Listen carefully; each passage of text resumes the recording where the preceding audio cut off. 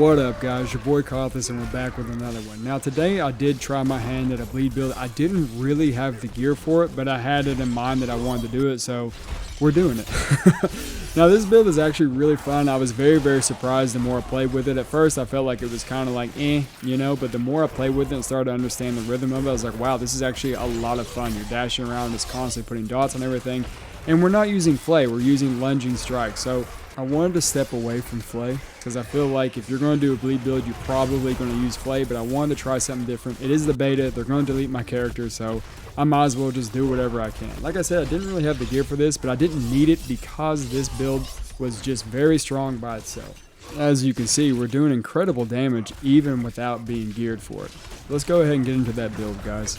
Alright guys, starting off we took lunging strikes and we took the path that allows it to bleed. If you're going to do a bleed build, I would highly suggest running flay, but I already did a build around flay, so lunging strikes is my next best option, and I'm not upset with it. We went straight into rend. Rend is what this whole build is all about, and we went the path that allows us to get more fury back. If you do end up taking flay, I would highly suggest that you take violent rend just because you're going to get more damage out. Then we went into ground stomp. This is just a hard CC. Now I have an ability on my character that allows me to do more damage to bleeding targets if they're CC'd, and that's why I took this. Moving down, we obviously took outbursts for the thorns. It's just a must. And then we went into war cry just for more damage. And I took this path over this path. If you want more thorn damage, to go this path. If you just want overall damage, right here. Moving down, we took rupture. Now rupture just really benefits this build. I mean, obviously if you're gonna run a bleed build, you're gonna run rupture. We took this path that allows us to get lifesteal back. And the way rupture works, if you see their health bar going dark, just hit rupture, and whatever dark part of the health bar is what you rupture out. And then I put 1 point in the hamstring just to have constant CC anytime that we hit anything. So anytime they bleed, they are slowed. And moving down, I only put 2 points in the iron maelstrom, and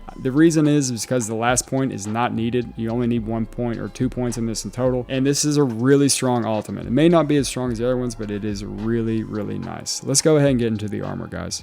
Alright guys, getting into it, you can see that not much has changed. We did switch this out. Stunning a bleeding enemy deals 72% of their total bleeding amount to them as physical damage, which is quite nice to have in a bleeding build. Everything else is pretty much the same. We did leave the axe. Now I would suggest that you switch this to a two-handed sword, but I love the axe just because it gives me 58% more attack speed. The axe would work better with flay. If we were running flay where enemies are vulnerable, we would do more damage with a two-handed axe, but I would suggest maybe running a two-handed sword here. Everything else is kind of set up for defense. As you can see, we did switch these out because they gave me a +1 in rend, and then these help with the slow, the little bleeding CC that we had. And once again, this is everything that I do switch out just to see what I can make happen with it. And that's pretty much it. Let's go ahead and get into some gameplay, and then we'll see how this does against a boss fight.